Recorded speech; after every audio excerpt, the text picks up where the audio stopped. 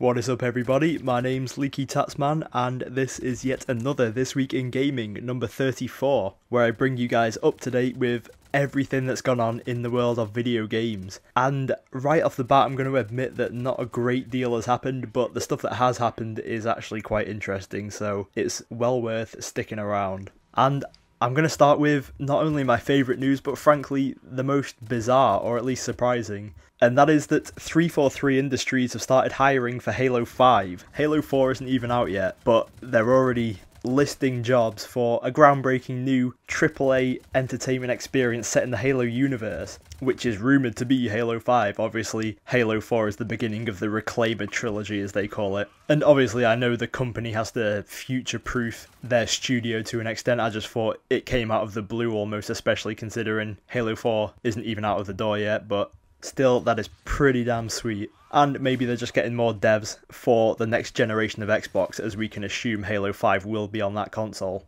Another quite surprising bit of news was the announcement and details of Limbo 2. Now, not a great wealth of information has been given about the game, but it was officially announced, and it says, through unique puzzles and changing scenarios, narrated the story of one boy's struggle against evil forces through questionable experiments on human bodies trying to take over the world. Which sounds like it's keeping very much in with the sadistic style that Limbo is renowned for. Apparently the game is going to be in colour this time, although you can assume it's not going to be a massive varied palette, and it's going to be 2D but in a 3D environment. And to be honest, Limbo pretty much stood out for me purely due to the art style, so I'd like them to not tamper with it a great deal, but obviously evolution is the key to progression, so I won't discard it straight away. But it's nice to see that some of these sleeper hits on the arcade are getting a sequel. Now we just need Bastion.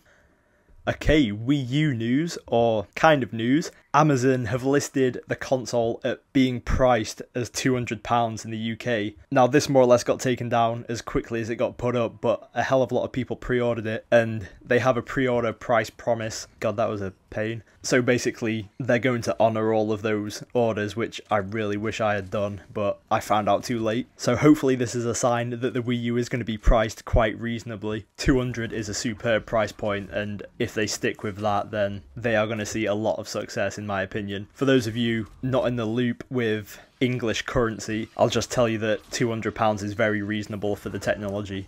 This week there's been some quite good news for the PlayStation Vita. That's becoming less of an occurrence recently, but basically a Sony survey has hinted at Gran Turismo coming on the Vita, and also actually a really cool feature, which would be purchasing games for the PlayStation 3 and allowing you to download them on the Vita, or vice versa. If you buy it on the Vita, you can download it on the PlayStation 3, which personally I think is a superb thing to do, so hopefully that becomes a reality. So you're basically getting 2 copies of the game for 1 purchase. Another pretty cool announcement, I think, is Kirby's Dream Collection for the Wii has been announced officially by Nintendo. It marks the Pink Little Blob's 20th anniversary. It's got 6 games, which are Kirby's Dream Land, Kirby's Adventure, Kirby's Dream Land 2, Kirby Superstar, Kirby's Dream Land 3, and Kirby 64, the Crystal Shards. And it's got a September release in the US, no word on Europe. Kirby is cool, I don't care what people say. So pick your copy up in September. You don't have to tell anyone, but you should do it.